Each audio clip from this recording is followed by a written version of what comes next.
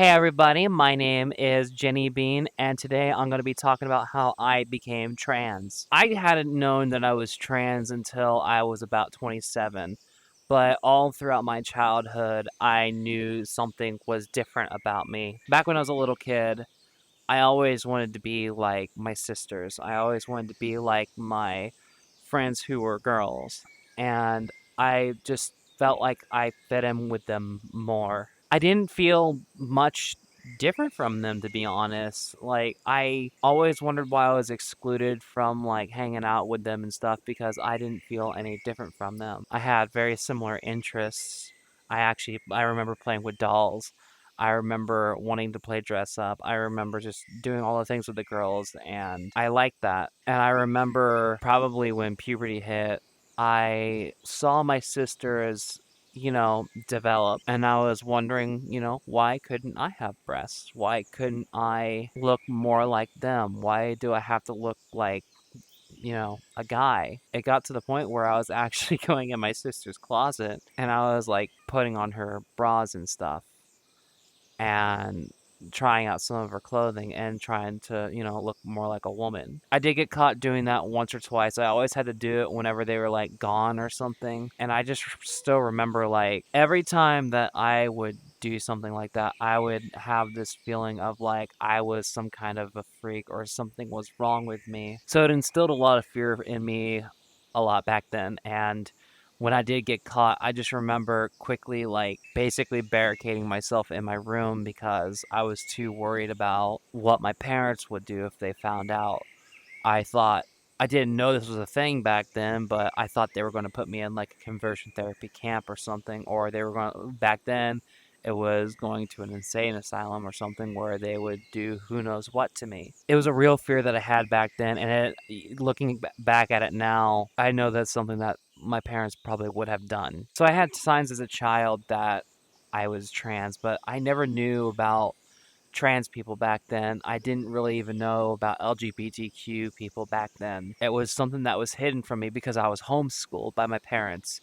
I was raised in a conservative Christian household where, like I've said before, what God says goes. And like now, the famous saying, a guy can't be a girl, a man can't be a woman. I grew up in a household where stereotypes were somewhat enforced. And if you delved into outside of those stereotypes, you were looked at as weird or different or maybe even less than in some cases. At least that's how I felt. It was to the point to where I feared getting punished. Everything that I watched back then was censored by my parents.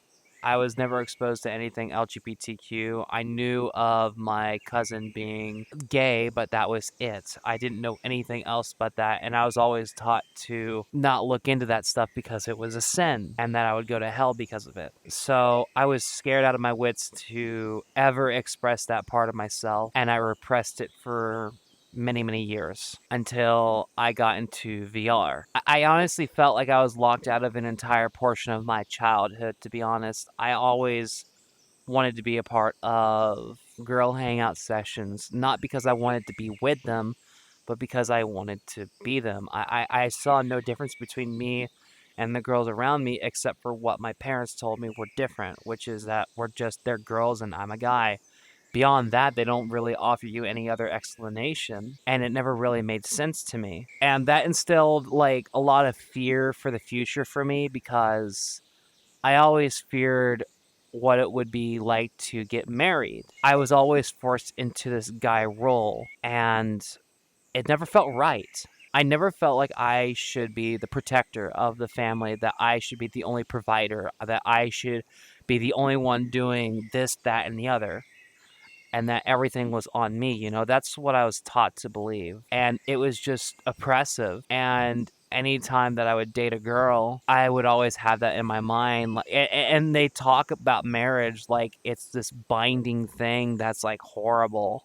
And like, yeah, you're basically signing your rights away and all that stuff. It's just like, I'm hearing about all this stuff, and it's like, why would I want to be the guy in the relationship? Why would I ever want to be that? Why would I ever volunteer for that? But that's the role that I was forced into at birth, which just never felt right to me. But I dealt with all these feelings inside myself and I never let anybody know about them because I felt like a freak. I felt like I had this secret that was so horrible that if I revealed it, that I would be treated differently from everybody else, that I would be looked down upon because of it. And I didn't want to disappoint my family. And it was just fear, fear, fear all the time, unless I repressed it to the point to where I didn't remember it or to where I never thought about that. I just choked it down and tried never to think about it until the urge came up again, and then the fear would come back. I was taught to fear these feelings. That if I ever revealed my feelings about these things, or if I ever revealed these ideas that I had, that I would be looked at as a freak. I was always an emotional kid too. Like, I would always cry at stuff more than other men would. I always had that part of myself throughout my entire life.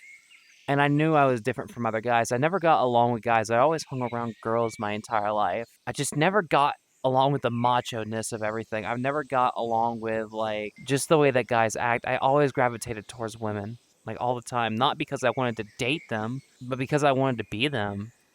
And I was also pressured into thinking sometimes that I was attracted to that person because I wanted to date them. But that's what I was told. That's what I was told to believe, and that's just what I went with. There was just these rigid rules in place that just felt so cruel, but that's the way that life was. That's the way I was told life was. And now I know that was never right. I just never had the opportunity to break out of my shell in that case, at least not safely. So I grew up as a conservative Christian for most of my life. I was basically taught that I should believe the same thing that my parents do, and I never really, if I had an opposing opinion about something political or something that my parents had to say about something, I would get in trouble for it. I was basically forced into never questioning anything that my parents said, and that what is in the Bible goes, and to never look any deeper into it. So I never got the chance to explore or learn about anything LGBTQ, because if I got caught looking at that stuff at all, my parents would ground me because that's not what they wanted me to be exposed to. And I was homeschooled, so a lot of things that I did were monitored. But as time went on, they monitored me less and less and less as I got older, and they thought they could trust me. They could trust me. So I started watching more YouTube, and gradually over time, I got exposed to more LGBTQ things. But I was always too afraid to actually look into that kind of stuff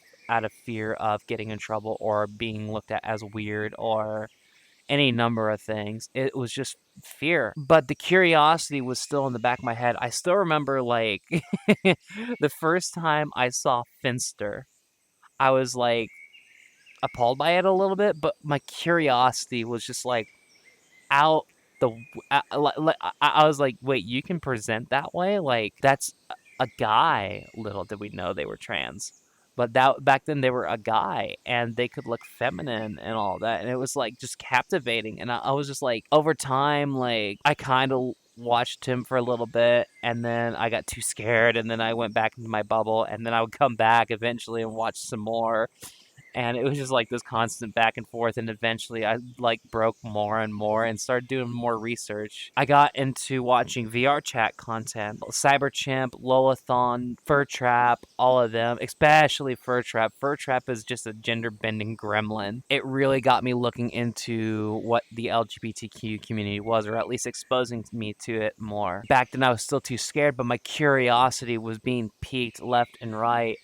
And eventually, what broke me out of that is my nephew brought over his headset, his VR headset, on Thanksgiving of 2024. As a little side note, I also didn't have many friends, so I never got to meet very many people from any other backgrounds besides, like, the random person here and there. So I never really had any other influences in my life besides my family. So I wanted to get into VR chat to kind of make some more friends and to look at other people from other walks of life, and like, it was my escape into a new reality a reality which I could explore things safely and secretly. Finally, I got that opportunity. I just still remember the excitement back then. I was so excited, and I still remember I went to the Black Cat for the first time just to get the cringy part of VRChat out of the way, and it lived up to its expectations. I did actually have some fun there. I gotta admit, sometimes the Black Cat is just, it's fun to see the chaos. I did make a couple of friends, but I got to see some disturbing stuff. But beyond that, I actually slept in VR that night because I wanted to get the whole experience. And I just remember being so thrust into this new environment, this new place, this new escape that I knew is something that I couldn't live without. So I bought my own VR headset that next day. I couldn't afford it, but I found a way and I got it. I got my first Quest 2. From then on out, I started going to the furry hideout. I started to get friends that were gay, that were pan, that were trans, and just gradually over time getting exposed to more and more people that were part of the LGBTQ community. And I did go in there with the mission of finding out why people from the LGBTQ community were hated, why they were so unliked, why I was taught for so many years not to like them. And I came up with my own conclusion for the first time in my entire life, the first time that I was able to, and that was they're just normal people like the rest of us, and that they have different beliefs from my parents, and that's okay. They have a different way of living. You know, they don't affect our lives that much. They're just living their own lives. Like, and I just started questioning, like, why are these people hated? Like, and there's no good reason. There's absolutely no good reason. That's my conclusion. There's no reason. The Bible just told them something and they just ran with it. It unfortunately leads to, because of religion, it causes people to just distance themselves from those kind of people, even though they don't deserve that. And you would think, being a Christian, you're told to love others as you love your neighbors as you would love yourself, but that never happens. We'll go into that into another video, but it's such a contradiction. So with this newfound freedom, I ended up trying on more avatars. Avatars are these things that we possess, basically, in the VR chat, in VR chat. And this right here is an avatar. There's many different avatars that you can choose on VR chat. There's like millions of them, and each one gives you a chance to, at least for me, express myself in a different way. I embody my avatars. I embody what I think this avatar would be like in real life, how they would really act. It kind of allowed me to break open different parts of myself and express different parts of myself. It allowed me to act out different parts of myself, like the goofy part of myself, the sadder part of myself, the queer part of myself. Eventually, I tried on an avatar. It was a Nardoragon. It basically looks like a fluffy dragon but walks on two legs. And it was the Femboy Hooters avatar. I kind of got it at first for the meme, but then I realized it had good clothing options on it, so I ended up wearing it a lot more, and I actually fell in love with the Nardoragon avatars. And it had a toggle on there that was called the female toggle. I just remember looking at that and being too scared for the longest time to like turn it on, because it reminded me of like all those past experiences with my sister's closet and wearing the bras and like shirt and clothes and all that, and it made me nervous. But VR chat, female avatars are way more common than masculine avatars, so it's not stigmatized like it is in real life. Wearing a female avatar doesn't automatically make people think that you're LGBTQ or that you're trying to be a girl or anything like that. It's just sometimes that's what's available to you. So I decided after a certain period of time that I was going to turn it on and try it. And when I turned it on, it instantly took me back to where I was a kid and I was trying that stuff on, except that it was actually right here. I actually had it. I was embodying this avatar and I actually had that, and it was super powerful. It opened up a whole new window for me to express myself. So I kept it on from then on out. So eventually I also started expressing other parts of myself as well. I started to meet people from the LGBTQ community more often, and it allowed me to really like get to know some people and to really explore parts of myself that I wasn't allowed to before.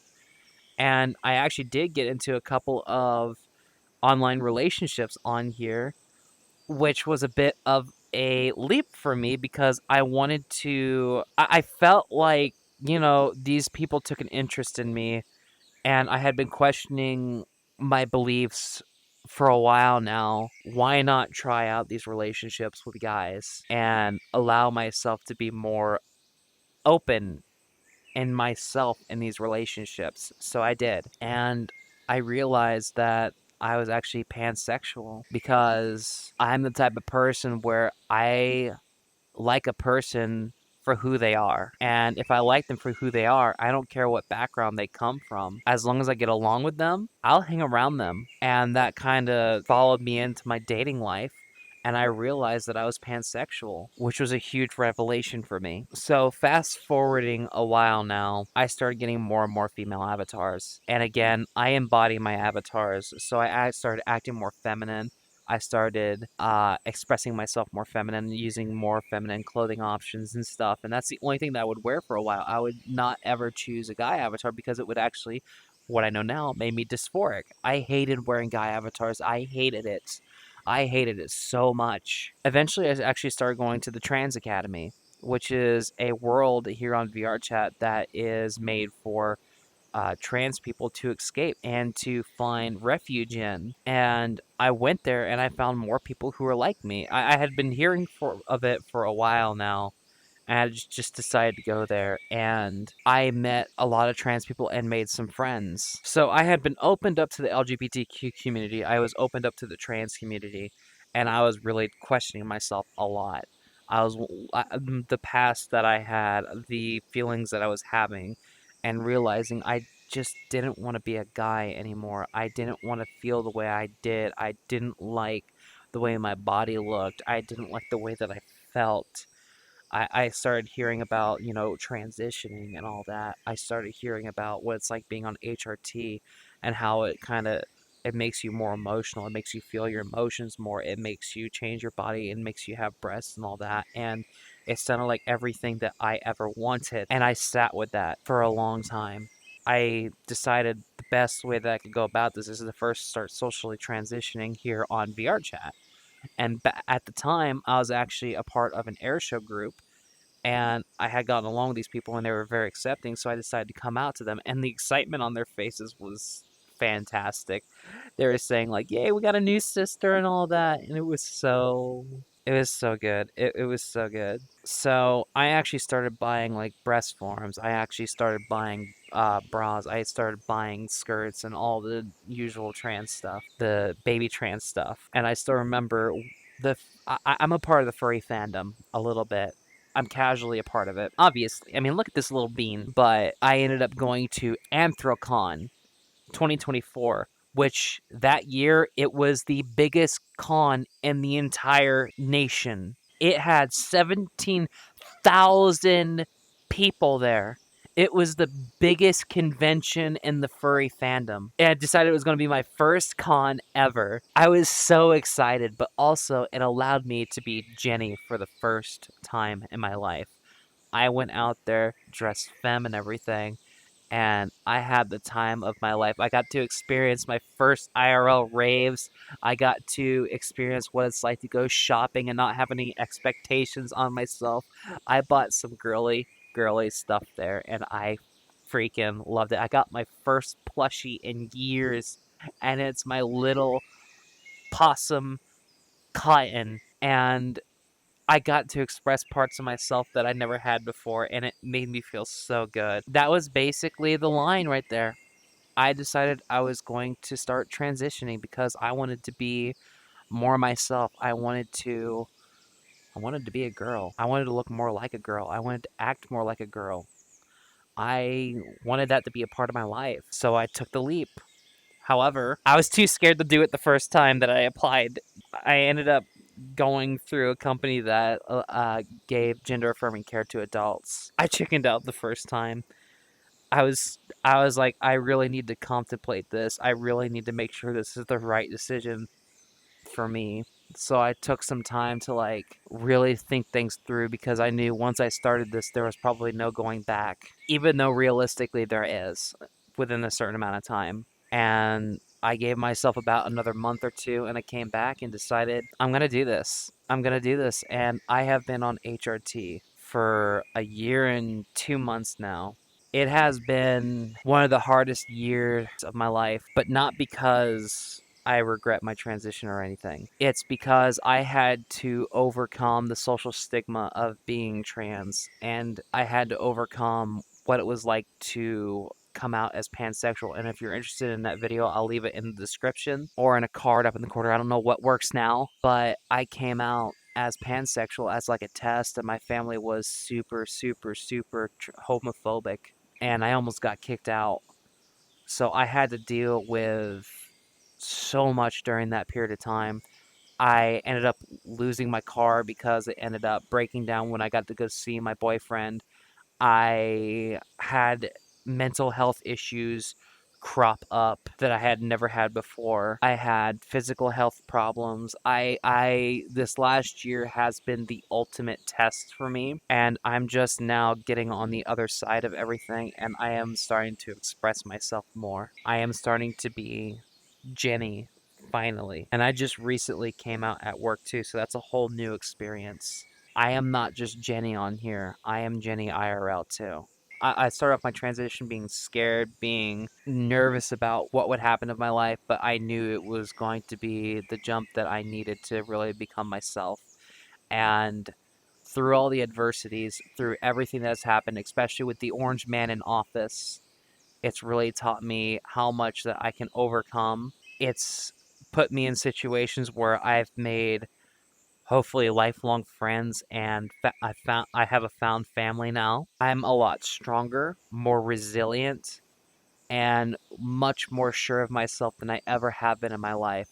I see things that I was blind to before, and I am being more myself than ever before. And I am very happy with where my life is going right now. I am scared for the future of trans people as a whole because of all the political stuff going on. But that's why I created this channel. That's why I'm talking about my experience, because I want people to know that I am a normal person living my own life, and that we are not a danger to you. We are just normal people trying to live our lives, and we're trying to help people along the way to figure out who they are, and we're there to support them, because I know my parents weren't here to support me. I know that if it wasn't for my friends, if it wasn't for my found family, that I probably would have never made it through this. I want other people like me in the LGBTQ community, and especially trans people, to know that there are people out there for you, and that you will find your group of friends that will help you get through this. You will find your found family, and that you are not alone out there, even though you might feel like it. And I know there's a lot that you're going to have to deal with on your own sometimes, but eventually it will be worth it in the end. I love you. You are loved by me and the rest of this community. You are loved, and you will make it through this, because I did, and I'm on the other side being myself more than ever. Thanks for watching this video. Don't forget to leave a comment down below. I want to hear from you all. I want to hear all of your experiences out there, and I want you to tell me what you thought about this video. And don't forget to subscribe, because we're starting to make a lot more videos that are coming out on this channel, and I'm excited to see where this channel goes. I hope you enjoyed my story, and I'll see you in the next video. Bye bye bye bye bye bye bye bye bye bye bye. But first, I'm gonna eat you. Ah! Blurry nose. Blurry nose.